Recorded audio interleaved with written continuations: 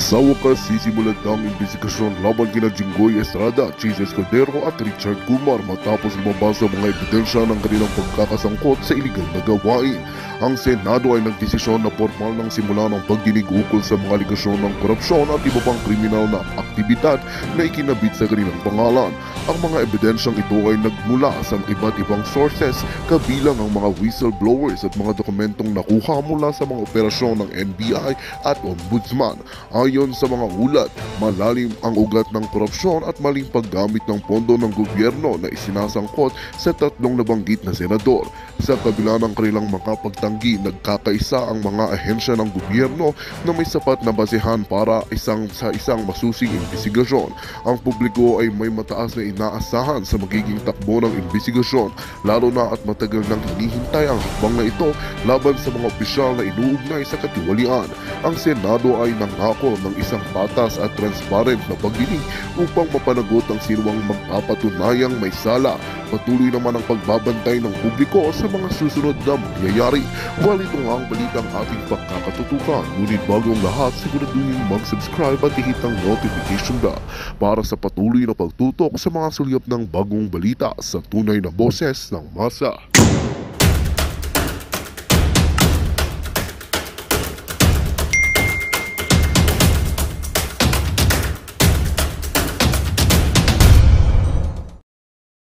May puso para sa bayan. Ikaw, ang puso mo, questionable kung saan no? Parang tumatakbo, gusto mo nun gawin mo kang Vice President ni Duterte nun. Inayawan ka. Ngayon galit na galit ka sa kanya. Ano ba yan? Kasi kung titignan mo, may inconsistency dun sa ugali mo. Kaya ang gusto mo maging presidente siya, mag-vice president ka, kasi dapat naniniwala ka sa kanya. Ngayon nung inayawan ka, para kang a woman scorned, na galit na galit ka sa kanya, lahat aawahin mo siya, ipapa-ICC mo siya. That's wrong. That's wrong. Kumbaga it makes you na user. Tao, user. Gusto mo lang maging presidente mo siya, i-endorse ka niya because you're after the position. Eh, something's wrong with you. Sa karakter mo. Yun yun. Enough said. Joyce Roa Alvarez. TY so much, nakaka-touch experiences nyo plus after ka makipaglaban sa as tabak boy, sa dulo, dog lover pa kayo. Thank you. Swerte tayo, buhay tayo JL, good evening Captain Dado, nice to see you again. Maraming salamat JL. Danilo, salamat sa kulay. Dennis Cao, thank you. Joyce Roa Alvarez. Akin na si Ivory. Nasa si Ivory? Ivory! Ivory, come.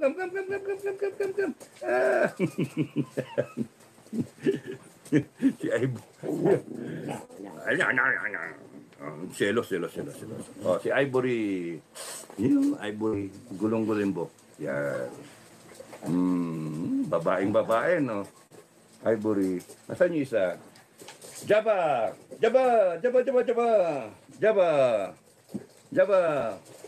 Yo, come. Java. Oh.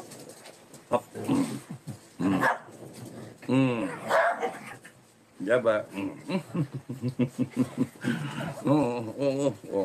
Madila ng dila. Amoy tayo ka. Kumain na naman siguro ng ng ebak. Diba? Yoko, mabaho ka. Yan. Okay, si Java. Ito yung straight yung sa likod na kulang ng ligo. Tama na. Panay balahibo. Okay, so Teresa Salazar, good evening. Poster Dado watching from Paris. Oh, magandang gabi, Paris. Marietta Alcantara, hello, good evening. Captain Dado, more vlog, interesado ako sa mga comment at advice mo. Reality at good advice para sa mga Pilipino na na botante. Hello sa mga Shih Tzu at Honey mo, General. Maraming salamat. Maraming salamat. Oh, minsan nga, nakakahiya na magbigay ng advice eh. Daniel, good afternoon. Watching from Qatar. Qatar. Thank you, Daniel. Hello sa Qatar. Nights and outdoors. Morning po dito sa amin. Good evening po dyan sa punta ka dito. Sir, maghunting tayo ng at firing ng sniper rifles ko. May sarili po akong range dito sa Canada. Wow, sarap naman. Yeah, pagka napunta kami, no? Yes, sir. Nagpapasalamat po si JM sa inyo. Maraming salamat, JM din, ha? Ingat ka lagi, JM. God bless you. Good evening, Sir Dado, watching from Saudi Arabia. Hello, Saudi. Cherry, Betita. Tina Fernandez, may isog dito sa Hong Kong bukas. Joyce Roa Alvarez, Captain Dodge. Pangsin naman, anong nito? Captain Dodge. Pangsin naman, ano yun, Bob? Sorry hindi ko maintindihan. John Harrison, watching from Cotabato City. Good evening. Kapdado, pray natin, safety ni ex-Videa Joe Morales. Oh, pinatala ko na yung anghel ko, ha? Wala muna akong anghel de la Guardia, pinadala ko na sa kanya. Ganun ako sa langit, eh. Ganun ako. Pagka I want somebody protected, ini-invoke ko sa kanya na tanggalin mo na may anghel sa akin. Punta muna dun sa taong kung gustong maprotektahan. I do that sa mga kapatid ko, sa mga mahal ko, mga anak, ganon. I do that. And even to special people. Pinapunta ko na yung anghel ko dun. So, yung anghel ko na yun yung magiging close in security. Pero invisible, may stealth siya. Alam ni JM kung paano mag-ingat. Alam mo paano mag-ingat. Basta wag ka magtitiwala kahit kanino. Sukbit ka lagi ng gamit. No, sukbit ka lagi. Tsaka naka-chamber lagi. Kaya nga lang, baka basta mag-chamber ka lagi ng round. Kahit sa loob ng bahay. Joyce Roa Alvarez, super love that dog lover din kayo. Maraming salamat, Joyce, ha. No Jeff NT. May live interview si JM ngayon, sir. O nga, sige. Thank you, magandang gabi. Sabi ni G-Mom, Zil, Alan, Pascual, ay salamat, idol. Inabutan din kita sa live, mabuhay. Kaso, I'll cut it short na nga eh. Dennis Chow, sir, magandang gabi. Dobleng pag-iingat nyo po sana, sir. Okay lang ako. At syempre si Sir JM, mas kailangan ni JM ngayon. Talagang tagilid si JM. Kaya kinakailangan ilabas lahat ng ebidensya para that will protect JM. No? Kinakailangan ilabas lahat ng ebidensya para protektado siya. This is, yun nga, sinasabi ko kahapon, this is not a game. This is not a game. This is about lives of people. Nakaka-PI yung hinawawa siya. Putragis siya. Mga senator natin eh. Bato, tama lang yung ginagawa mo. Huwag ka lang magpadaig sa mga protocol, no? Tayo, upper class, underclass protocol. Be the chairman. Command. Kung, sir, sobra na yan, sir. Tahimik ka na muna. Sir, 3 minutes. So, ang kailangan ko lang ibigay sa inyo, 10 minutes kayong lahat. Yung ganun ba? O, tig 2 minutes lang. Sir, ano yung sasabihin nyo? Summary. Linawin ko lang. It's all about what? Paninira dito kay JM? Okay, accepted na, sir. O, sabit mo sa akin lahat ng paninira. O, di siya nakasalita. Kasi, nangyayari, nagagamit yung time na could have been used in ferreting out the truth. Ang nangyayari, nagagamit yung time para lalong silaban yung pagwawalang niya kay JM. Kahit sabi ko nga kahit yan ang pinakawalang yan tao sa buong Pilipinas, sa buong mundo na. Out of 8 billion, yun yung pinakawalang niya, pinaka itim ang budhi. It will not change the past na siya yung nakapirma. Diba? Siya yung nakapirma. And hanggang ngayon, walang nagpo-forward na sinasabi, hindi, ako yung pumirma. Hindi totoo yan. Wala nga magano eh. Sabihin nga nila, hindi totoo, invento. O paano? Paano kung biglang lumitaw yung lahat na ebidensya? Suggestion ko, litaw na lahat ng ebidensya na maghintay ng timing. Wag na. Let's sort it out pagkatapos. Mahalaga, ipakita lahat ng ebidensya, makita lahat ng tao, and then we decide for ourselves, individually, we decide individually and collectively what we should do as a people, as a country. Yun lang. And that is how we can show our support dito sa nag-forward ni JM. Nawala na naman. Tama na. When we get back yung power ng taong bayan, yun yung mahalaga. Kasi sa ngayon, delikado eh. Okay. Makoy, gandang gabi. Oy, magandang gabi. BBM, gandang gabi. Boy, Bonnie Morados. Quiet. Bonnie Morados watching from Zamboanga City. Kakay, gandang gabi. Kay, agree po na dapat ilabas na para talagang mapahiya yung mga bumabatikos sa Senado na bias. Joey Porte, gandang gabi. Maraming salamat. Cherry Betita, tawa-tawa-tawa. Pilipinas kong mahal, good night po, Sir Dan. Magandang gabi. Tutulog na. I'm good boy, magandang gabi, Sir Dado.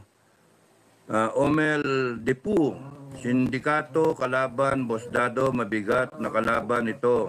Mabigat na laban to. May SOG international na umpisahan sa Hong Kong, bukas sana, samahan ng international media. Sunod sa Japan, mabuhay, OFW. Maraming salamat, Omel. Ay, nako. Grabe, no? Joey Porte, salamat po at nakakatsamba sa inyong live. Julius Planas, ang cute po ng mga aso mo. Maraming salamat. Pamboy Barbosa, good evening. Sir Dado, watching from Calamba, Laguna. Hello, Calamba. Kamusta kayo lahat dyan? Sheila Barnales, good evening, Captain. Always watching your live po here in Abu Dhabi. May God be with us po. Yes, true. At lumaban sa katiwalian. Oo, sama-sama. Kaya natin baguhin ang Pilipinas eh. Sa time natin, sa generation natin. Ituwid na natin ang Pilipinas. Joey Porte, gandang gabi po lahat ng viewers dito. Magandang gabi po, Captain Dado. Kaya nga challenge ko nga sa sa kay PP Inday eh. Given a set of mga parameters, yes or no or whatever, pag-usapan, kung talagang serious, interested, National Task Force to End Graft and Corruption. Doon ako interesado. National Task Force to End Graft and Corruption, ang dami magbo-volunteer, tapos tapusin natin yung corruption. Okay na ako doon. I will not run for senator. Ayoko. Mabuburo lang ako doon. Magiging parang jinggoy lang ako. Magiging yung bayaran o whatever. Yung resolution 10 na yan. Pero kung nandun ka sa National Task Force to End Graft and Corruption, lahat ng agencies pwede mong birahin. Lahat ng katarantaduhan pwede mong ayusin. So, if interested si VP Sara, pwedeng seryosohin yon. National Task Force to End Graft and Corruption. Senator, kung di ako nagkakamali. No? Bakit ganun ang naging asta ni Senator Jinggoy kay Agent Morales? Ang quick answer, loyalist po talaga ang mga Estrada. Huwag niyo pong kakalimutan na si Erap Estrada sa panahon ng martial law, siya po ay naging mayor ng San Juan. So talagang supporter po siya ni Marcos Sr. at ni Imelda Marcos. At matapos nga ang EDSA revolution, nagkaroon ng eleksyon para sa Senado. Dadalawa lang po ang mga oposisyon doon sa Grand Alliance for Democracy na nahalal sa 24 senador. Yan po si JPE at saka si Joseph Estrada. At itong eleksyon naman ito, dyan po tumakbo si Senator Jinggoy at dyan siya naging mayor ng San Juan dahil naging senador na ang kanyang tatay. At syempre, ang partido pa rin nila, aliado pa rin ng mga Marcoses. So talaga naman pong loyalist forever ang pamilya ni Jinggoy Estrada. In fact, nung tumakbo para presidente si President Estrada, ay tumakbo rin po si Imelda Marcos. At kung maaalala nyo, bandang huli, nag-withdraw si Imelda Marcos at inendurso si President Estrada. Kaya naman nanalo si President Estrada nung eleksyon para sa presidente. Sumantakin ninyo ha, kung 20 years yan na Marcelo, 20 years naging mayor si Erap Estrada ng San Juan sa ilalim po ng KBL. Matapos yan, tumakbong opposition candidate, dalawa lang silang nanalo Enrile, at si Jinggoy naman ay naging mayor ng San Juan at syempre opposition din siya noong panahon ni Cory. So hindi po nakapagtataka na papanigan talaga ni Senator Jinggoy Estrada ang mga Marcoses. Nandyan pa yung katotohanan na itong huling eleksyon, pare-pareho kami tumakbo sa unity team na ang presidente nga po ay si Marcos Jr. Now, ang alam po, ako yung una talagang na-recruit as Senate candidate, pero pangalawa si Senator Jinggoy. At kung mapapansin nyo, hindi gaya nung nakalipas na eleksyon, kung saan parehong natalo yung magkapatid na Estrada, ngayon po sa unity team, siya lang ang kinuha. Hindi kinuha si JV as official candidate ng unity team. So ibig sabihin, talagang malalim ang utang na loob ni Senator Jinggoy sa mga Marcoses. So hindi ako nagtataka na talagang sisirain niya ang pagkatao ng kahit sinong testigo na magbibigay ng testimonya na nakakasira sa mga Marcoses. Isang dahilan po yan. Genuine and true breed loyalists ang mga Estradas sa mga Marcoses. So hindi natin maaalis sa kanya na talagang panigan. Ay naku, hindi po talaga patas ang mga tao sa Senado. Kasi mga politiko yan. So may mga paninindigan yan. At syempre, meron na yung mga loyalties no, sa larangan ng politika. At talagang loyal ang Estrada sa Marcos. At yan naman po, pinagmamalaki nila. Na bagamat na wala mga Marcoses, nagbalimbingan ng marami, silang mga Estrada, hindi sila nagbalimbing at naging tapat pa rin sa mga Marcos. Pero bukod po dyan, siyempre, huwag natin kakalimutan na convict si Jinggoy ng bribery doon sa kaso ni Napoles. Siya'y na-absulto sa plunder pero convicted pa rin for bribery. Medyo mabigat po yan ha? Kasi ang bribery may kulong, talagang siguradong may kulong po yan, at meron din pong perpetual disqualification from office. Now, may dalawang teorya po ako dito kasi wala na akong personal na pagkakaalam dyan. Ako isang abogado, nagto-theorize lang ako. At pwede naman po yan. Ito po yung mga educated guess. Meron kasi una na Marites na naalala nyo yung kabuntik ng mawala si Senate President Mig Zubiri bilang Senate President. Ang nag-instiga daw nyon ay si Senator Jinggoy. Ito naman po ay sang-ayon din sa mga senador na mga informante natin. At ang nag-udyok dyan ay nadiskubre daw ni Senator Jinggoy na merong parang, kung hindi ako nagkakamali, kung 24 silang senador, parang 24 or 36, hindi ko po alam kung 24 o 48 billion na infrastructure funds na sinulo daw yung leadership. Senate President, Senate Pro Tempore at Majority Floor Leader. Anyway, yan ay sabi rin ng isang senador no, na nagmamarites. At nadiskubre na sinulo nga nila. Ang nakadiskubre daw si Senator Jinggoy. Kaya nung inilabas niya yan, nagalit yung ibang mga senador, so nagkaroon ng banta doon sa Senate presidency ni Senate President Zubiri. Bukod pa dyan, ito, marites na ito nung senador na nagsabi sa akin, humingi daw ng tulong itong si Senator Jinggoy kay Lam. Kasi alam niyo si Lam, First Lady, pero yan ay Atenista. Merong 6 na Atenista dyan sa Supreme Court na halos lahat po, contemporary niya sa law school. Di ba niya kaklase, sabay-sabayan, kasabayan sa law school. So humingi ng tulong. So parang ang naging arrangement daw, eh sige kasi si Biggs naman hindi makadeliver sa charter change, eh tutulungan kita, kunin mo na rin ang Senate presidency. Kaya nagkaroon ng tangka talaga na alisin si Mig Zubiri. Pati po ko nasunog kasi ang sabi na aking informante, eh lutong-luto na, talaga matatanggal na siya. So yan yung isang kwento. Pero isang kwento naman, whether or not nagkaroon nga ng banta kay Mig Zubiri, ang katotohanan ay meron tayong tatawagin na Robin Hood Padilla formula. Ano ba nangyari kay Robin Hood Padilla? Si Robin Hood Padilla na-convict din for illegal possession of firearms. Pero siya ay binigyan ng absolute pardon ni President Fidel Ramos. At yung absolute pardon, restore yung kanyang civil political rights na po pwede siyang mahalal muli. So ang pangalawang teorya, bukod doon sa unang-una, mukhang nakipagkasundo siya kay Lam para maging Senate President in exchange for tutulungan siya sa kaso niya. Ang isang teorya pa ay aayusin ni Jinggoy Estrada ang pardon, gaya ng ginawa ni Robin Hood Padilla. At yung kanyang pardon ay magiging absolute pardon para siya ay makatakbo pa rin ng pangalawang termino. Kumbaga, yung pang-apat niyang termino dahil nahalal na yan minsan, di ba? O parang pangatlong termino niya kasi natalo siya dun sa pangalawang attempt niya na maging senador. So ito ata yung second term niya as senator, kung di ako nagkakamali. No? So yan yung mga teorya.